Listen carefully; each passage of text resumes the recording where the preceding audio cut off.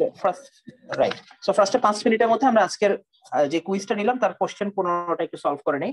Which statements are correct if we want to sort an array of size n using selection sort? n size বিশিষ্ট একটা অ্যারেকে selection sort দিয়ে sort করতে চাই, কোন বিষয়টা correct? এখানে জানতে চাওয়ার বিষয় যেটা, যে ইনসারশন সর্ট তোমরা আগে পড়েছো, এখন সিলেকশন সর্ট দেখছো, একটা সাবটেল ডিফারেন্স আছে। সিলেকশন সর্টের এট দ্য ফার্স্ট ইটারেশন ধরে নিতে হবে যে all the n elements are in the unsorted array বা unsorted group, only 0 element will be in the sorted group, so sorted element is empty. So এখানে এই লাস্টের দুটো এলিমেন্টই লাস্টের এটা কারেক্ট, এই কারেক্ট অ্যান্সারটা এখানে দেওয়া আছে। All n elements will be in the unsorted group, কোনো এলিমেন্টই সর্টেড লিস্টে থাকবে না। সো n সাইজের অ্যারেতে n সংখ্যক এলিমেন্টই যদি আনসর্টেড গ্রুপে থাকে, it make sense that starting হয়েছে মাত্র, হ্যাঁ আমরা সর্ট শুরু করতে যাচ্ছি, আদারওয়াইজ বাকি কোনোটাই কারেক্ট না। n-1 will be in unsorted group, n-1 will be in sorted group, এগুলো আসলে ভ্যালিড না। স্যার এই যে প্রথমটা কি স্যার একদমই যে no item will be the sorted group initially, এটা তো ঠিক হওয়ার কথা sir. No items will be, এখানে দুটো কারেক্ট, সরি আমি তো এটা ইয়া করলাম। হ্যাঁ এই যে এখানে কিন্তু দেওয়া আছে no items will be in the sorted group initially, and এন এটা কিন্তু চেক বক্স, দুটো একই তো কথা স্যার, ওটা সর্টেড গ্রুপ এর আনসার। হ্যাঁ এটা রাইট, এখানে দুটো অ্যানসার কিন্তু কারেক্ট, ঠিক আছে। কারেক্ট অ্যানসারটা এই যে নিচে দেওয়া আছে 1 এবং 4, একই কথা। No items will be in the sorted group initially আর all n items will be in the unsorted group initially. So একই কথা ঘুরিয়ে দেওয়া হয়েছে, দুটো অ্যানসার। সিলেকশন সর্টের রান টাইম কত? বেস্ট কেস ওয়ার্স্ট কেস বলে কিছু নাই সিলেকশন সর্টে, আমরা আগেই বলেছি, এই জন্য ওটার average case, best case, worst case always order of n square. আচ্ছা এইটা একটু ট্রিকি ছিল। হাউ মেনি কম্পারিজনস, 4 সাইজের একটা অ্যারে আছে এবং অ্যারেতে প্রত্যেকটা এলিমেন্টস রিভার্স অর্ডারে দেওয়া আছে, অর্থাৎ সর্বোচ্চ সংখ্যক ইটারেশন শেষে এই সর্টটা সিলেকশন সর্টের মাধ্যমে সলভ করতে হবে। কয়টা ইটারেশন লাগবে? সো তোমরা নিশ্চয়ই জানো, যদি ক্লাসে আমি যে এক্সাম্পলটা নিয়ে কথা বলেছিলাম যেখানে অ্যারের সাইজ ছিল 6, ফার্স্ট টাইমে 6টা স্ক্যান করা লাগে, 6টা কম্পারিজন করা লাগে। কালার দিয়ে তোমরা যদি চেক করে দেখো 0তম ইন্ডেক্স থেকে n-1তম ইন্ডেক্স পর্যন্ত, অর্থাৎ টোটাল n সংখ্যক এলিমেন্টকে সর্ট করা লাগে, স্ক্যান করা লাগে বা কম্পারিজনের আন্ডারে আনা লাগে। এরপরে ইটারেশনে একটা কম, তারপরে ইটারেশনে আরেকটা কম। সো আলটিমেটলি 4 লেংথ 4 বিশিষ্ট কোন একটা অ্যারেকে তুমি যদি সিলেকশন সর্টের মধ্যে আনতে চাও, তাহলে ফার্স্টে তোমার প্রথম অর্ডারে তোমার কম্পারিজন হবে 3টা, তারপরে 2টা, তারপরে একটা। টোটাল কম্পারিজন বা স্ক্যানিং প্রয়োজন হবে n-1 সংখ্যক। এই কারণে 4 সাইজের এলিমেন্টের জন্য টোটাল 3টা ইটারেশন লাগবে। প্রথমবারে সর্বোচ্চ সংখ্যক স্ক্যানিং, এরপরে তার থেকে একটা কম, তারপরে তার থেকে একটা কম। সো আলটিমেটলি অ্যান্সার হবে 3 যোগ 2 যোগ 1, অর্থাৎ টোটাল কারেক্ট অ্যান্সার হচ্ছে 6। স্ট্যাক এবং কিউর ক্ষেত্রে কোনটা সঠিক? স্ট্যাক হচ্ছে first in first out, stack হচ্ছে ফার্স্ট ইন স্ট্যাক হচ্ছে first in last out, queue হচ্ছে ফার্স্ট ইন ফার্স্ট আউট। এখন এটাকে যে অর্ডারে দেওয়া আছে সেই অর্ডারটাই কারেক্ট। কারেক্ট অ্যান্সার হচ্ছে স্ট্যাক হচ্ছে first in last out, queue হবে ফার্স্ট ইন ফার্স্ট আউট, বাকিগুলো সব ভুল। স্যার তাহলে ওর এটা ভুল দেখাচ্ছে কেন? ভুলই অ্যানসার হবে প্রথমটা। না না, সে অ্যানসার করছে কিন্তু এইটা কারেক্ট অ্যানসার, কিন্তু অ্যানসার হচ্ছে এ। এখানে কিন্তু order A B C D দেওয়া নেই, দেখে আমার বুঝতে সমস্যা হচ্ছে। ও একই রকম লাগছে তো এজন্য বলছে না, সে অ্যানসার করেছে 4 আর আসল অ্যানসার হচ্ছে, কারেক্ট অ্যানসার হচ্ছে এ, ফিলো আর ফিফো। স্ক্যান করতে যাচ্ছি কোন একটা এক্সপ্রেশনকে পোস্টফিক্স অপারেশনে কনভার্ট করতে গিয়ে একটা প্যারেনথেসিস পেলাম, লেফট প্যারেনথেসিস, কি করব? এটা কখনোই এক্সপ্রেশনের অংশ হবে না, এটা সরাসরি স্ট্যাকে গিয়ে বসবে এবং এটা কিন্তু স্ট্যাক থেকে কাউকে পপও করে না। আলটিমেটলি বাকি সবকিছু ভুল, এটা অপারেটর স্ট্যাকে গিয়ে বসে পড়বে, আর কিছু না। জাস্ট সিম্পলি এটাও কারেক্ট আছে, ওই অ্যানসারটাই টিক দিয়েছে এবং এটাই correct answer. If you are implementing stack using an array of size n, which statement is true? এখানে জাস্ট আন্ডারফ্লো এবং ওভারফ্লো করার যে লজিক সেটা তুমি জানো কিনা, এবং এই জন্য আমি অ্যারের বাউন্ডটাও দিয়ে দিয়েছি। অ্যারের মিনিমাম ইন্ডেক্স 0 আর ম্যাক্সিমাম n-1। তার মানে টপের ভ্যালু যখন -1, অর্থাৎ এটারও নিচে, অর্থাৎ টপ যখন এখনো স্ট্যাকে ঢোকেই নাই, -1-এ বসে আছে, তো বুঝতে হবে তখন এই অবস্থায় তুমি যদি নতুন ভ্যালুকে ইনসার্ট করতে চাও, ইনসার্ট করার সুযোগ নাই, আন্ডারফ্লো করে দিবে এখান থেকে। সরি, যদি কিছু পপ করতে চাও, বের করে নিয়ে আসতে চাও, এখানে এই স্ট্যাক থেকে বের করে আনার মতো কিছু নাই। It will cause an underflow. আর টপের ভ্যালু যদি ম্যাক্স স্ট্যাকের সমান হয়, অর্থাৎ ম্যাক্স সাইজ হতে পারে n-1 টপের ভ্যালু, এখানে যদি অলরেডি দাঁড়িয়ে থাকে টপ, সো নতুন ভ্যালু ইনসার্ট হতে পারার কোনো সুযোগ নাই, ওভারফ্লো হবে। এই দুটো কেস এই জন্য কারেক্ট। সো এই দুটো ও টিক দিয়েছে, এই কারণে এটা কারেক্ট অ্যান্সার হিসেবে দেখাচ্ছে। এটাকে আর করে দিচ্ছি না, a minus b minus c, এটাকে ইনফিক্স নোটেশন, এই নোটেশনটারই প্রিফিক্স এবং পোস্টফিক্স এক্সপ্রেশন দেখতে যাচ্ছিলাম, অলরেডি দুটোই কারেক্ট করতে পেরেছে সে। প্রিফিক্স পোস্টফিক্স নোটেশনটা হবে এটা, আর প্রিফিক্স নোটেশন হবে এটা। তোমরা বাসায় চাইলে একটু ক্যালকুলেট করে দেখে নিতে পারো, 1 মিনিটের ক্যালকুলেশন। আমি কি এটা করে দিব? করে দেওয়ার দরকার আছে? স্যার এটা স্যার বি হবে না? তাই কোনটা বি হবে? প্রথমটা তো বি, পরেরটা সি। কোনটার কথা বলছো এটা? জি স্যার এটা না, a minus b minus c কে তুমি যদি ইনফিক্স নোটেশনে আনো, a minus b minus c infix নোটেশনে আনতে চাই, সো আলটিমেটলি যেহেতু অপারেটর প্রেসিডেন্স সমান, সো আলটিমেটলি আগে প্রিফিক্স তো স্যার ঠিক আছে, ইনফিক্স নোটেশনটা a মাইনাস b হয়ে যাবে, a মাইনাস b। কেন এটা ইনফিক্সের বলছে না কনভার্ট করতে? প্রশ্নটা বুঝলাম না, এটাই তো সমস্যা তো নাকি? Sir infix sir convert the infix expression to prefix করতে বলছো না? ইনফিক্স কে প্রিফিক্স, ইনফিক্স থেকে প্রিফিক্স ছিল উপরেরটা, দুইটা কোশ্চেন ছিল এখানে। ইনফিক্স থেকে পোস্টফিক্সে কনভার্ট ওটা তো করো এই পোস্টফিক্স, এক্সপ্রেশনকে। এটা পোস্টফিক্স ছিল। হ্যাঁ, আর এটা ছিল ইনফিক্স থেকে প্রিফিক্স। প্রশ্নটা তো ক্লিয়ার হলাম না, মানে কনফিউশনটা না কোথায়? স্যার, কনফিউশনটা আমি বলি কি হয়েছে স্যার, আপনি প্রিফিক্স আর কি স্যার আপনি বলছিলেন প্রিফিক্স থেকে ইনফিক্স বলছেন, বলছিলেন ইনফিক্স, এটার জন্য উনি হয়তো Prefix থেকে আন্ডারস্ট্যান্ডিং করছেন। সরি, তাহলে হয়তো এটা ভার্বাল টাইপ আর কি। ঠিক আছে, ইনফিক্সই দেওয়া আছে দুটো নোটেশন, বাট একটাতে কনভার্ট করতে হবে পোস্টফিক্সে এবং আরেকটাতে কনভার্ট করতে হবে প্রিফিক্সে। সো এখানে দুটোই কারেক্ট অ্যান্সার আছে এবং ও কারেক্ট অ্যান্সারই অলরেডি টিক দিয়েছে। আচ্ছা, একটা পোস্টফিক্স এক্সপ্রেশনকে ইভালুয়েট করতে চাই, তো কোন স্টেটমেন্টটা ফলস? অর্থাৎ যেহেতু মাল্টিপল চয়েস আছে, তার মানে তিনটা ট্রু আছে, একটা ফলস। তো দেখতে হবে যে আসলে কোনো ফলস স্টেটমেন্ট আছে কিনা। While reading the expression from the left to right, push the element in the stack if it is operand. আমরা দেখেছি নাম্বার বা অপারেন্ট হলে অবভিয়াসলি সেটাকে স্ট্যাকে জমা রাখতে হবে ইভালুয়েট করার সময়। অপারেটর আসার আগে কেউ পপ আপ হতে পারবে না। যদি কোনো operator push back the result, আচ্ছা, pop the two operands from the stack if the element is an operator and then evaluate it, right? একটা অপারেটর যদি আমরা পাই, তাহলে অপারেটর কখনো স্ট্যাকে যাবে না, বরং স্ট্যাক থেকে দুটো অপারেন্টকে পপ করে নিয়ে আসবে এবং তাদের মধ্যে যে এক্সপ্রেশনটা, যে অপারেটরটা আছে সেই অপারেশনটা মিডলে রেখে এক্সপ্রেশনটা যা রেজাল্ট দেয় সেই রেজাল্টটা আমরা আবার পুশ ব্যাক করব ইভালুয়েশনে, অর্থাৎ আমাদের স্ট্যাকে। সো এখানে তিনটে এক্সপ্রেশনের কোনোটাই রং না, সবগুলোই কারেক্ট। এই কারণে অ্যান্সারটা হবে নান অফ দেম, সবগুলো এক্সপ্রেশনই কারেক্ট, ফলস কোনো স্টেটমেন্ট নাই। আচ্ছা, the following expression lies under which categories? একটা এক্সপ্রেশন দেওয়া আছে, এটা ইনফিক্স, প্রিফিক্স না পোস্টফিক্স বোঝার জন্য। সো এখানে জাস্ট এক সেকেন্ডে বুঝে ফেলা যায়, যেহেতু ফার্স্টেই দুটো অপারেটর আছে, দ্যাট মিন্স এটার মাঝখানে আর যাই থাকুক না কেন এটা একটা প্রিফিক্স নোটেশন। সো প্রিফিক্স শুধু চিনলেই হবে না, প্রিফিক্সের যে অপর একটা নাম আছে পোলিশ নোটেশন, এটা জানো কিনা জানার জন্য এখানে এটাকে চেক বক্স হিসেবে দিয়েছি। স্যার এটা তো স্যার আমরা সবাই প্রিফিক্সই দিচ্ছি।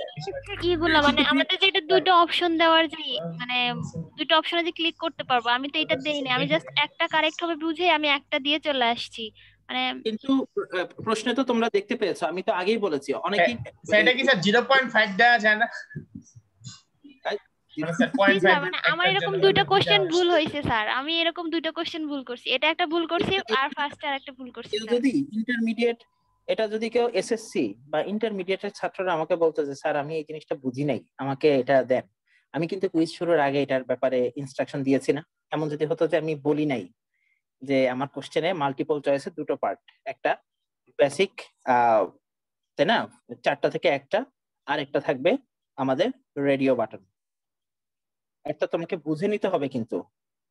এবং আমি কিন্তু যারা বুঝতে পারে, আমি কিন্তু আন্ডার হুইচ ক্যাটাগরিজ বলে দিয়েছি, কোন ক্যাটাগরি গুলোর মধ্যে পড়তে পারে। সো আলটিমেটলি অ্যান্সার ডাবল হওয়ার, ট্রিপল হওয়ার সম্ভাবনা আছে, এটা বুঝতে হবে। এই যে এই ব্যক্তি তো ঠিকই বুঝতে পেরেছে। এবং মাল্টিপল চয়েসের জন্য অ্যান্সারের যে ফর্ম সেটা ডিফারেন্ট হয়, চেক লিস্টের জন্য বা চেক বক্সের জন্য যেটা সেটা ডিফারেন্ট হয়, একাধিক অ্যান্সার নেওয়ার জন্য রেডি থাকে। এটা কিন্তু স্মার্টনেস পরীক্ষায় আসলে আমাদের আরেকটু, আমি এটা দিয়েছি এই জন্যই, এবং আমার কাছে মনে হয় যে কোশ্চেনটাকে আমি মডারেট করেছি শুধুমাত্র এই ব্যাপারগুলো স্টুডেন্টরা যাতে ধরতে পারে। কিউ কত প্রকার, আফসোস ম্যাক্সিমাম স্টুডেন্ট এই জিনিসটার অ্যান্সার করতে পারেন, দুঃখজনক। তার মানে তারা ক্লাস লেকচার শোনে না। এক ধরনের কিউ, এই একটা সিম্পল কথা অনেকেই অ্যান্সার দিতে পারে নাই। প্রথম 2-3টা রেসপন্স যখন পেলাম মনে করছিলাম যে ম্যাক্সিমামই পারবে না, পরের দিকে অনেকে আবার এটা পারছিল। 4 ধরনের কিউ আছে, simple queue, circular queue, priority queue, double ended queue. কিউর জন্য কোনটা কারেক্ট? সো আলটিমেটলি কিউর জন্য এখানে 3টে এক্সপ্রেশন আছে, সবগুলোই কারেক্ট। সিম্পল, আমি এবং এটাও বলেছি এটা সিম্পল কিউ। সিম্পল কিউতে ফ্রন্ট থেকে সবসময় ডি কিউ হয়, আর রেয়ার থেকে সবসময় রেয়ার সাইডে এন কিউ হয়। সো ফ্রন্ট ডি কিউ হবে সবসময় ফ্রন্ট সাইডে, এন কিউ হবে সবসময় রেয়ার সাইডে।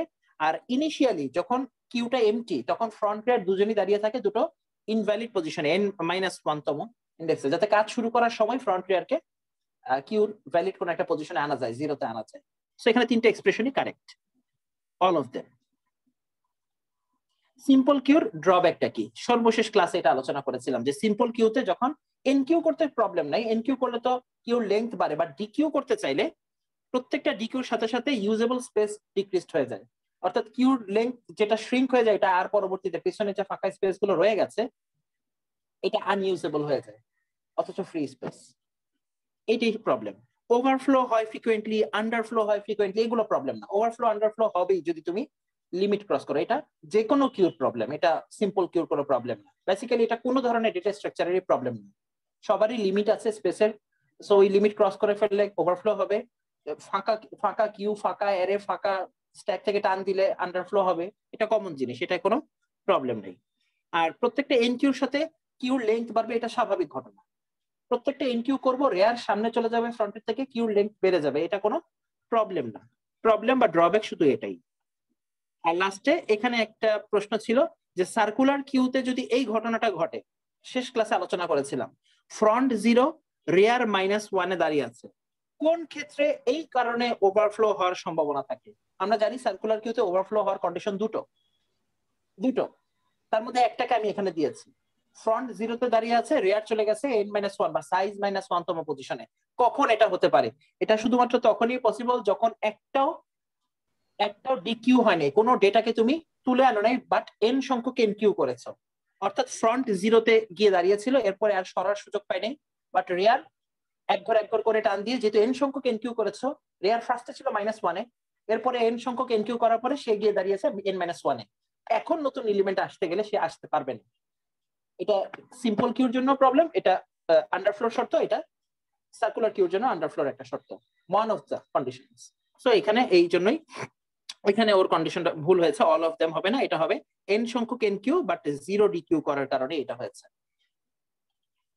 আর এখানে প্রশ্নটা ছিল এরকম যে একটা সার্কুলার কিউ আছে, সার্কুলার কিউর ব্যাপারটা তো অনেকে আমি জানি না কি অবস্থায় আছে।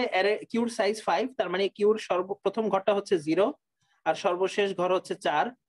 সো আলটিমেটলি আমি বলেছি ফ্রন্ট দাঁড়িয়ে আছে পজিশন 3-এ, সো 0 1 2 3 4, 0 1 2 3, ফ্রন্ট দাঁড়িয়ে আছে পজিশন 3-এ, 0 1 2 3, এই হচ্ছে 3 নাম্বার পজিশন। ফ্রন্ট দাঁড়িয়ে আছে এখানে, আর রেয়ার দাঁড়িয়ে আছে কোথায়? 1-এ। সো রেয়ার দাঁড়িয়ে আছে পজিশন নাম্বার 1-এ। আসো দেখি কি অবস্থা হয়। আমি বলেছি if you try to enqueue 2 elements in the queue what will happen. দেখো রেয়ার ফ্রন্টের পেছনে, এটাই একটা ইন্ডিকেটর যেটা একটা সার্কুলার কিউ। সিম্পলার কিউতে কিন্তু ফ্রন্ট আগে থাকবে, রেয়ার পেছনে থাকবে। সো তারপর আমি উল্লেখ করে দিয়েছি এটা সার্কুলার কিউ। এখন প্রশ্ন হচ্ছে দুইটা এনকিউ করতে চাও, কি হবে? ফার্স্ট এনকিউ করলে রেয়ার তার পজিশন এক ঘর সামনে নিয়ে আসবে, রেয়ার চলে যাবে 2-এ, ফাইন, এখন পর্যন্ত কোনো প্রবলেম হবে না। কিন্তু তারপরে এনকিউটা করতে গেলে কিন্তু আর হবে না, কারণ সার্কুলার কিউর ওভারফ্লো হওয়ার সেকেন্ড কন্ডিশনটা তোমাদের মনে আছে কিনা? ফ্রন্ট যদি রেয়ার থেকে এক সামনে থাকে তাহলে কিন্তু এটা ইন্ডিকেট করে ওভারফ্লো।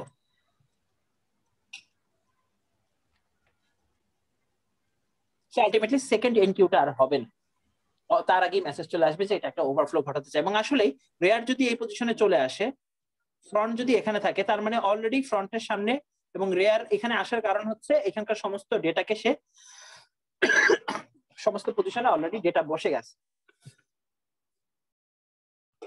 এই কারণে এটা একটা ওভারফ্লো মেসেজ দিবে। তার মানে ফার্স্ট এনকিউটা হবে, বাট সেকেন্ড এনকিউর সময় এটা ওভারফ্লো হবে বলে এটা পসিবল হবে না। সো অ্যানসারটা হবে এটা। ফার্স্ট এনকিউটা সাকসেসফুল, সেকেন্ড এনকিউটা পসিবল নয়। এই হচ্ছে আমাদের প্রবলেমের সলিউশন। কারো কোনো কোশ্চেন আছে কিনা? এই ছিল। অলরেডি দেখলাম অনেকেই প্রায় 8-10 জন 12-এর উপরে পেয়েছে মার্কস। হাইয়েস্ট মার্ক কত আসছে ক্লাসে? 14 পাইছে একদম। 14 স্যার। 14 পেয়েছে। 14 পেয়েছে। ফেরদৌসের হাত উঠেছে কি দেখি, ফেরদৌসের কোনো কোশ্চেন আছে কিনা? না স্যার, আগে হাত তুলেছিলাম। এই হচ্ছে বিষয় আসে, আর কিছু না। আর কোনো কোশ্চেন আছে কিনা এবং কুইজ নিয়ে কোনো মন্তব্য আছে কিনা?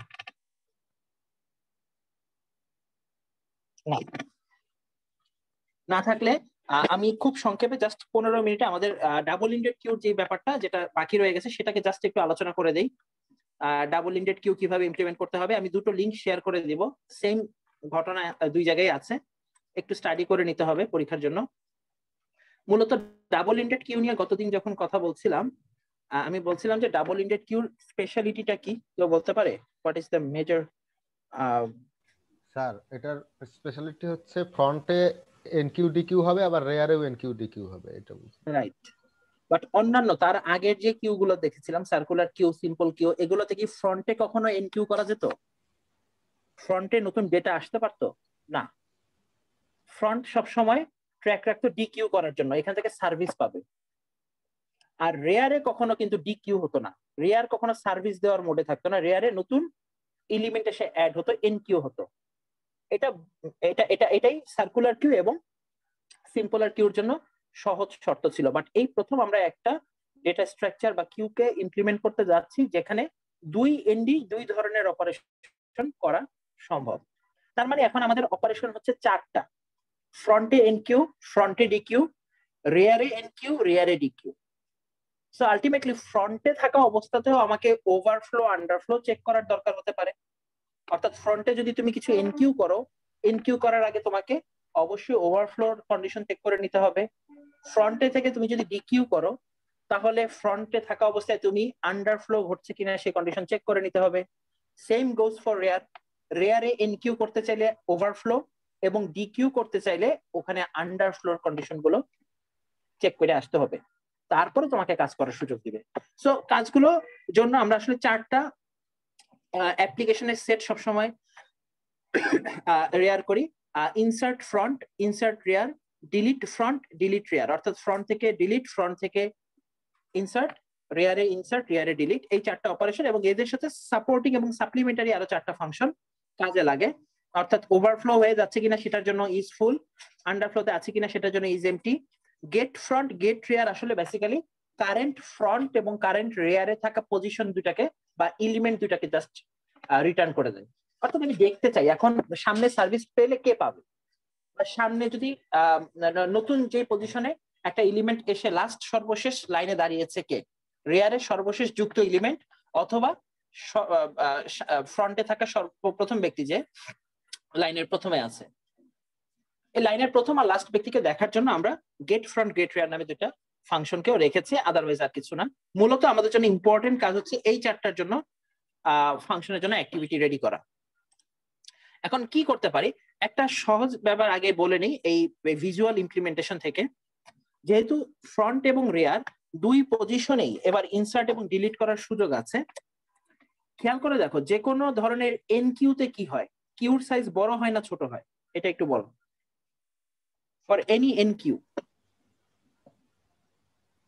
এনকিউ যদি পসিবল হয় স্যার বাড়বে স্যার, এক্সপ্যান্ড হবে, আর যে কোনো ধরনের ডিকিউর সময় শ্রিঙ্ক হবে। সো খেয়াল করে দেখো, ফর এক্সাম্পল যদি আমার একটা কিউ থাকে এমন যেখানে ফ্রন্ট ফর এক্সাম্পল কোথাও আছে, রেয়ার কোথাও আছে, তুমি যদি কখনো ফ্রন্টে থাকা অবস্থায় এনকিউ দাও, এটা মনে রাখলে তোমার কাজ করা অনেক সহজ হবে। ফ্রন্ট যদি কখনো এনকিউ করতে চায়, এনকিউ মানে কিন্তু সরি, মনে করো ফ্রন্টকে আমি একটু মাঝখানে কোথাও রাখলাম, এটা যেহেতু করতে পারবে, সার্কুলার কিউর অর্ডার মেনটেন করবে। ফর এক্সাম্পল ফ্রন্ট এই পজিশনে দাঁড়িয়ে আছে, রেয়ার দাঁড়িয়ে আছে এই পজিশনে, মনে করো আরো কিছু ঘর আছে, এমন একটা জায়গা দিলাম যেখানে ফ্রন্ট রেয়ার লাস্ট পজিশনে নাই। সো এনকিউ করতে চাইলে ফ্রন্টের কাজ হবে কি, নিজের পজিশন এক সামনে নেওয়া না এক পেছনে নেওয়া। এনকিউ করলে কিউ সাইজ এক্সপ্যান্ড হবে, এটা চিন্তা করে বলো। সামনে গেলে কি কিউর সাইজটা, ফ্রন্ট এবং রিয়ারের মাঝখানের গ্যাপটাই কিন্তু আমার কিউর সাইজ, এটা মনে রেখো, তাহলে তো স্যার পিছনে যেতে হবে স্যার, তাই না? এই ব্যাপারটা অনেকে ধরতে পারে না, ফ্রন্টকে মনে করে সামনে নিতে হবে। সবসময় মনে রাখবা ফ্রন্টে এন কিউ করলে, এন কিউ যেহেতু কিউর সাইজকে বাড়িয়ে দেয়, সো আলটিমেটলি ফ্রন্ট কি করবে, নিজের পজিশন এক পিছনে নিয়ে আসবে, অর্থাৎ রিয়ারের সাথে তার গ্যাপ বাড়াবে, রিয়ারের কাছে যাবে না, রিয়ার থেকে দূরে সরে আসবে। ফ্রন্টের থেকে তুমি যদি ডিকিউ করো, হ্যাঁ এইটা আমাদের জন্য জেনারেল ঘটনা, আগেও করেছি, ফ্রন্ট থেকে ডিকিউ করলে ফ্রন্ট কি করতো, নিজের ভ্যালু এক সামনে নিয়ে আসতো, অর্থাৎ তখন ফ্রন্ট রিয়ারের মাঝখানে গ্যাপ সে কমাই নিয়ে আসতো, অর্থাৎ কিউর সাইজটাকে শ্রিঙ্ক করে ফেলতো, সংকীর্ণ করে ফেলতো। একই ঘটনা রেয়ারে তুমি যদি এনকিউ করো তাহলে কি করবে, রেয়ার কি সামনে যাবে না পেছনে যাবে? সামনে যাওয়া লাগবে স্যার। রেয়ার যাবে সামনে, অর্থাৎ ফ্রন্টের থেকে দূরে সরে যাবে কিউর সাইজটা বড় করার জন্য, ফ্রন্টের সাথে গ্যাপ বাড়াবে। আর ডিকিউ তুমি যদি করতে চাও তাহলে রেয়ার নিজেকে এক ঘর সামনে নিয়ে আসবে। সো জিনিস দুটো উল্টো, ফ্রন্টে যদি এনকিউ হয় ফ্রন্ট যাবে পেছনে, রেয়ারে যদি এনকিউ হয় রেয়ার যাবে ডান, অর্থাৎ এইজন বামে গিয়ে এইজন ডানে গিয়ে সবসময় চাইবে যে কোনো এনকিউ করলে কিউর সাইজটা বড় করে দেওয়ার জন্য। আর ফ্রন্টে যদি কোনো ডিকিউ করতে চাও তাহলে ফ্রন্ট চলে যাবে এক ঘর সামনে, রেয়ারে ডিকিউ করতে চাইলে রেয়ার চলে আসবে এক ঘর বাম। So rare will decrease in case of DQ, front will increase in case of DQ, সামনে যাবে।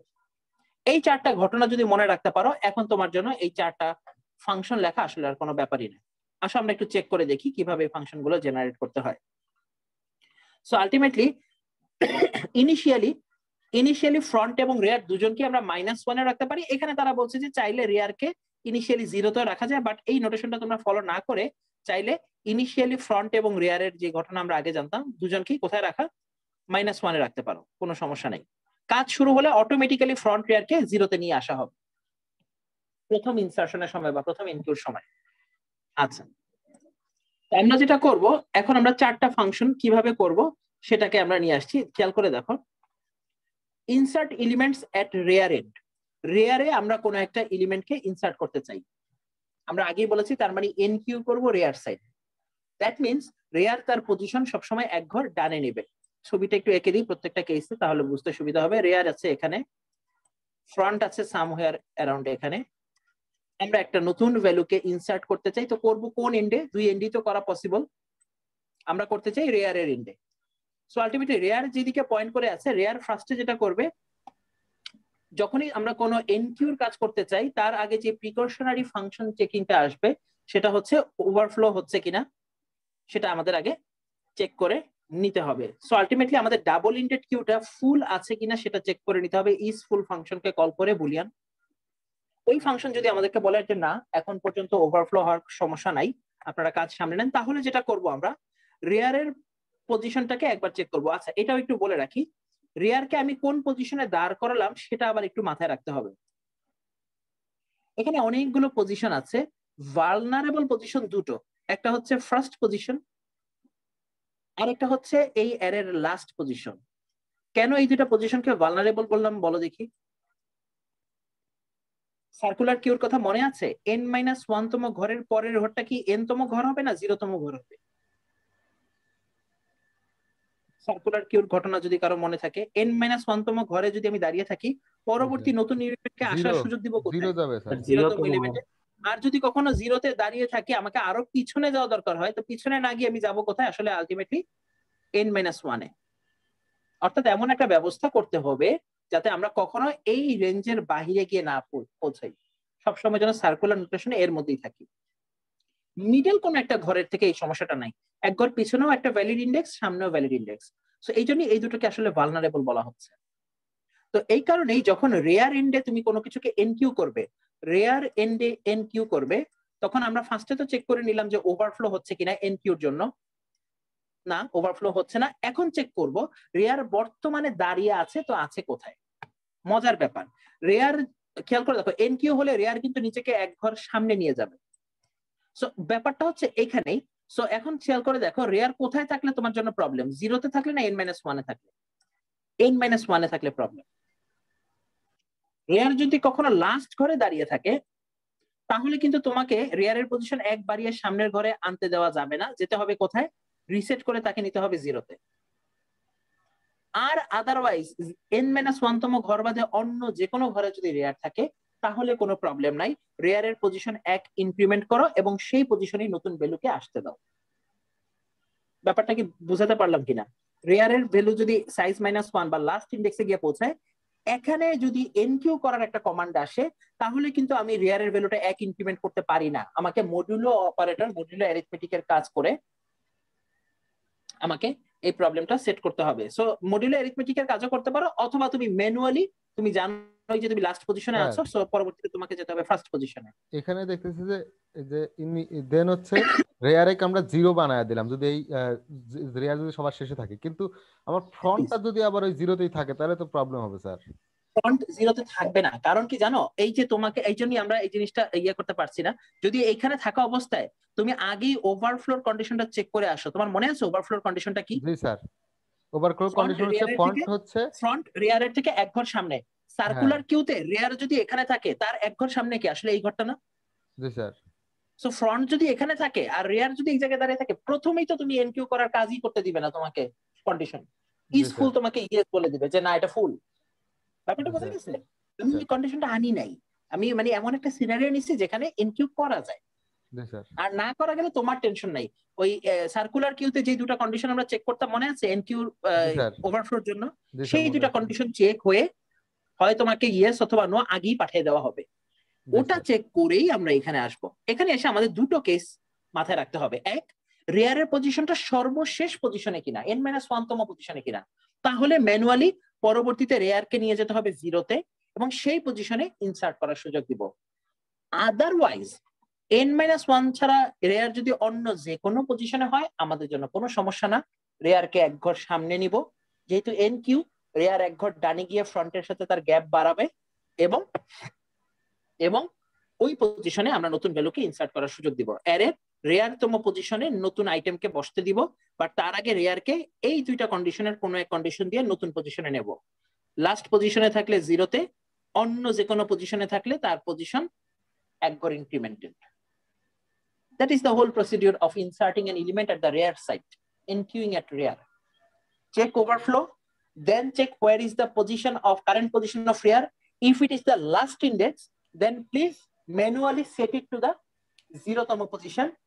Otherwise, if it is not in the last position, then increment rear by 1 and then set the element or item in the rear position in that array. আমার মনে হয় আমি ব্যাপারটা বুঝাতে পারছি।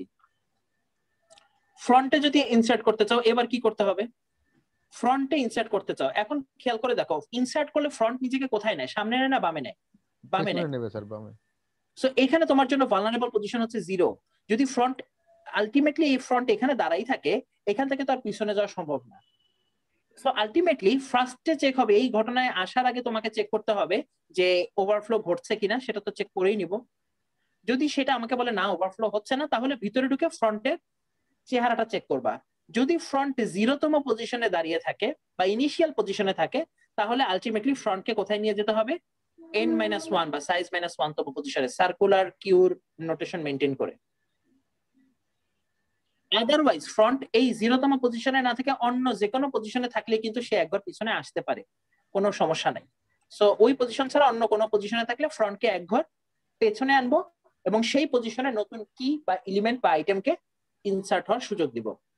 So ultimately ফার্স্টে আমরা এই যে ওভারফ্লো হওয়ার জন্য যে ব্যারিয়ারটা সেটা চেক করে নিচ্ছি, ডাবল ইন্ডেড কিউটা ফুল আছে কিনা। যদি না থাকে তাহলে ভালো, আমরা ইনসার্ট করতে পারবো ফ্রন্ট পজিশনে। দেখতে হবে ফ্রন্টের কারেন্ট পজিশন কি, যদি সেটা 0 হয় অথবা ইনিশিয়াল পজিশন হয়। সো আলটিমেটলি এটা আসলে ইনিশিয়ালি 0ই থাকে। সো ইনিশিয়ালি যদি এটা 0 হয় তাহলে আমরা ফ্রন্টের পজিশনটা ম্যানুয়ালি সরাই নিব সাইজ -1 এ। এটা ম্যানুয়ালিও সরা যায়, অথবা এটাকে তুমি যদি ওই যে তোমার মডিউলো অ্যারিথমেটিকের রুলস অ্যাপ্লাই করো যে ফ্রন্টের ভ্যালু, ঠিক আছে, ম্যানুয়ালি সরাই নিতে পারো, অথবা মডিউলো অ্যারিথমেটিকের হিসাব করেও এই কাজটা করা যায়। যেহেতু ফ্রন্ট সবসময় এক ঘর পেছনে যায়, সো আলটিমেটলি মডিউলো অ্যারিথমেটিকের চিন্তা করলেও এই কাজটা করা যেতে পারে। বাট এখানে যেহেতু এটা আসলে স্ট্যাটিক ব্যাপার, 0তে থাকলে n-1 এ, n-1 এ থাকলে 0তে, মাঝখানের কোনো জায়গায় আর মডিউলো অ্যারিথমেটিকের ব্যাপারটা চেক করার দরকার নাই, তাই এখানে তারা সবসময় এটা ম্যানুয়ালি লিখে দেয়। ফ্রন্ট 0তে থাকলে নতুন ফ্রন্ট হবে এখানে, আদারওয়াইজ অন্য যে কোনো সময় ফ্রন্ট হবে আগের ফ্রন্টের থেকে এক পেছনে, ডিক্রিমেন্ট করবো ফ্রন্টকে। ফ্রন্ট তার নতুন পজিশন পেয়ে গেল, এখন ফ্রন্টতম পজিশনে অ্যারে নতুন এলিমেন্টকে ইনসার্ট করব। রেয়ার আনচেঞ্জড থাকবে, রেয়ারে কোনো পরিবর্তন নাই যেহেতু ফ্রন্ট পজিশনে ইনসার্ট করছি। আগে এবার রেয়ার পজিশনে যখন ইনসার্ট করছিলাম ফ্রন্ট আনচেঞ্জড ছিল। সো ইনসার্শনের সময় ওভারফ্লো কন্ডিশন চেক করে ফ্রন্ট এবং রিয়ারের দুটো ভালনারেবল পজিশন চেক করার পরেই তুমি নতুন ফ্রন্ট এবং রিয়ারের পজিশন ফাইনালাইজ করে ওই পজিশনে এলিমেন্টকে ইনসার্ট করার জন্য প্রিপারেশন নাও। That's it. ঠিক একই ঘটনা তোমার ডিকিউ করার সময় বা ডিলিট করার সময়। রেয়ার থেকে তুমি যদি ডিলিট করতে চাও, ডিলিট করতে চাইলে কিন্তু রেয়ার সবসময় তার পজিশন এক ঘর বামে আনবে। রেয়ার ফ্রন্টের কাছাকাছি আসতে চাইবে, সো রেয়ার নিজেকে এক ঘর বামে নিয়ে আসবে আগে যেখানে ছিল। বাট কোন পজিশনে থাকা অবস্থায় সে বামে যেতে পারবে না? এই 0তম পজিশনে থাকা অবস্থায়। সো এই পজিশনে রেয়ার থাকলে ম্যানুয়ালি তাকে n-1তম পজিশনে আমরা সরিয়ে নিয়ে আসব, এবং যেই পজিশনটা রেয়ার এখন ইন্ডিকেট করে আছে ওই পজিশনের আইটেমটাকে আমরা রিট্রাইভ করে ফেলবো বা তুলে নিয়ে আসবো। এটাই এখন আমাদের সার্ভিস পাওয়ার আইটেম। এবং এই কাজটা করার আগে অবশ্যই ফিল্টারিং করে নিতে হবে কিসের? আন্ডারফ্লো। আন্ডারফ্লো হচ্ছে কিনা সেই কন্ডিশনটা চেক করে নিতে হবে। আন্ডারফ্লো এবং ওভারফ্লোর লজিক নিচে দেওয়া আছে, এটা আমরা অলরেডি আগে দেখেছি, তাই আমি এটা পরে যাব। সো আলটিমেটলি এখানে এই ব্যাপারটা চেক করতে হবে। ডিকিউ করার সময় আরেকটা ব্যাপার খেয়াল করতে হয়, তোমাদের মনে আছে কিনা, কোনো একটা সময় যদি এমন হয় ফ্রন্ট এবং রিয়ার একই পজিশনে দাঁড়িয়ে আছে, এটা ইন্ডিকেট করে কি কিউতে এলিমেন্ট কয়টা আছে? ফ্রন্ট এবং রিয়ার যদি একই একটা এলিমেন্ট, সো এটা যদি ডিকিউ হয়ে যায়, ফ্রন্ট এবং রিয়ার যে সব সময় এই প্রথম পজিশনে একই পজিশনে থাকবে বা এই 0তম ইন্ডেক্সের সময় প্রথম পজিশনে থাকবে নাও হতে পারে। অ্যারের মধ্যস্থিত n সংখ্যক ইন্ডেক্সের যে কোনো এক ইন্ডেক্সেই ফ্রন্ট এবং রিয়ার সমান পজিশনে চলে যেতে পারে সার্কুলার কিউর কারণে। তো যদি এমন হয় তাহলে তো আমার কিউ ফাঁকা, রিসেট করা দরকার। সো এইটা যে কোনো পজিশনে ঘটলেই আমরা ফ্রন্ট এবং রিয়ারকে আবার রিসেট করে নিব -1 দিয়ে, যেটা এখানে করা হচ্ছে রিসেট। যদি এই হ্যাঁ ডিকিউ করার সময়, রাইট, ডিকিউ করার সময় যদি লাস্ট এলিমেন্ট হিসেবে ডিকিউড হয় তাহলে কিউটা আবার এটাকে কি বলবো, রিসেট করে। আদারওয়াইজ যেহেতু আমরা রেয়ার থেকে ডিকিউ করছি, সো রেয়ারের কোন পজিশন থেকে ডিকিউ হবে? If the rear points to the first index, 0তম ইন্ডেক্স, তাহলে এইখান থেকে আমি ডেটাটাকে নিয়ে নিব এবং রেয়ারের নতুন পজিশন করে দিব size -1। Otherwise decrease rear by 1। So এই পজিশন ছাড়া রেয়ার যদি অন্য যে কোনো পজিশনে থাকে, রেয়ারের পজিশন এক ঘর করে ডিক্রিজ করে দিব। খেয়াল করে দেখো এখানে ম্যানুয়ালি ডিলিট করার কিছু নাই। রেয়ার তার পজিশন আপডেট করা মানে হচ্ছে তার পেছনের পজিশনটাকে কিউ থেকে বের করে দেওয়া। মেমোরি লোকেশনে থাকবে কিন্তু আমার কিউতে শেয়ার হিসাবে আসবে না, যেহেতু ফ্রন্ট আর রেয়ারের মাঝখানের গ্যাপটাই আমার কিউ লেন্থ। সো কিউ তার পজিশন আপডেট করে, রেয়ার তার পজিশন আপডেট করে ফেললে প্রিভিয়াস মেমোরি লোকেশনকে আসলে ছেড়ে দেওয়ার মতোই হলো। সো আলটিমেটলি ডিকিউ করার সময় ওভারফ্লোর কন্ডিশনটা চেক করব, আন্ডারফ্লোর কন্ডিশনটা চেক করব, দেন ভিতরে এসে দেখবো যে is this the only element to be dequeued, the last item কিনা, যেটা ইন্ডিকেট করবে যখন ফ্রন্ট এবং রেয়ার একই পজিশনে থাকে। যদি এটা হয় তাহলে ফ্রন্ট এবং রেয়ারকে এই ডিকিউ করার পরে ইয়ে করে দিব, রিসেট করে দিব। যদি এটা না হয় তাহলে রেয়ারের পজিশন যেখানে আছে সেখান থেকে এক ঘর করে ডিক্রিমেন্ট করব, অটোমেটিক্যালি আমার কিউ এক সাইজ ছোট হয়ে যাবে, অর্থাৎ লাস্ট এলিমেন্টটা ডিকিউ হয়ে গেল রেয়ার পজিশন থেকে। ফ্রন্ট থেকে তুমি যদি ডিকিউ করতে চাও, সেম জিনিস, আগে চেক করে দেখো আন্ডারফ্লো ঘটছে কিনা। যদি না হয়, যদি লাস্ট এলিমেন্টকে তুমি ডিকিউ করতে চাও, অর্থাৎ এখনো ফ্রন্ট রেয়ার সেম পজিশনে আছে, আমরা ফ্রন্ট থেকে ডিকিউ করছি, সো আলটিমেটলি ফ্রন্ট রেয়ার যদি একই পজিশনে থাকে, ফ্রন্ট থেকে ডিকিউ আর রেয়ার থেকে ডিকিউ সেম কথা, একই পজিশনে দুজন আছে। সো একে ডিকিউ করার পরে আর কিউতে কোনো আইটেম থাকে না, সো তাদেরকে রিসেট করা। এবং আদারওয়াইজ ফ্রন্ট থেকে যদি কখনো যদি ডিকিউ করো, ফ্রন্ট কিউর সাইজ ছোট করার জন্য সবসময় এক ঘর সামনে আসে। শুধুমাত্র এই পজিশনে থাকা অবস্থায় ঘটনাটা চেঞ্জ। ফ্রন্ট যদি আগে থেকে n-1তম পজিশনে থাকে তাহলে ম্যানুয়ালি তাকে 0তে পাঠাও, আদারওয়াইজ অন্য যে কোনো পজিশনে থাকলে ফ্রন্টের ভ্যালুটা এক ইনক্রিমেন্ট করে দাও। So ultimately if front points to the last index or n-1তম ইন্ডেক্স, তাহলে ফ্রন্টকে ম্যানুয়ালি 0 বানাই দাও। সার্কুলার কিউ রুলস অনুযায়ী কিউ থেকে যাতে বের হতে না পারে ফ্রন্ট।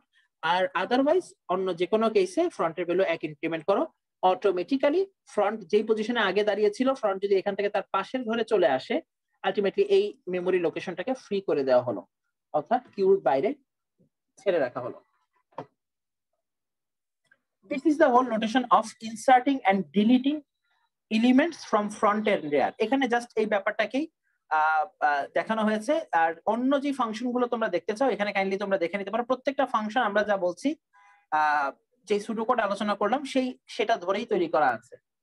সবাইকে রিকোয়েস্ট করব, বাসায় আগামী সপ্তাহে তো আমাদের আসলে পরীক্ষার সপ্তাহটা শেষ হলে এই কোডটা অ্যাটলিস্ট একটু অ্যানালাইসিস করে আসার জন্য, ল্যাবে ইমপ্লিমেন্ট করা বা ল্যাবের অন্যান্য কাজে যদি হয়েও থাকে তারপরে একবার জেনে রাখা। এখানে সি দিয়ে ইমপ্লিমেন্ট করা আছে, খুব ইজি নোটেশন, অ্যারে দিয়ে ইমপ্লিমেন্ট করা, সব বুঝতে কোনো সমস্যা হবে না। এরপরে আমাকে একটু ফিডব্যাক দাও যে কোনো প্রবলেম আছে কি নাই। পরীক্ষায় কোড তো হয়তো সরাসরি আসবে না, কিন্তু এই যে এক্সপ্লেনেশন এখান থেকে যেরকম কুইজে প্রশ্ন হলো এরকম প্রশ্ন থাকতে পারে। ঠিক আছে, সরাসরি কোড রাইটিং হয়তো থাকবে না,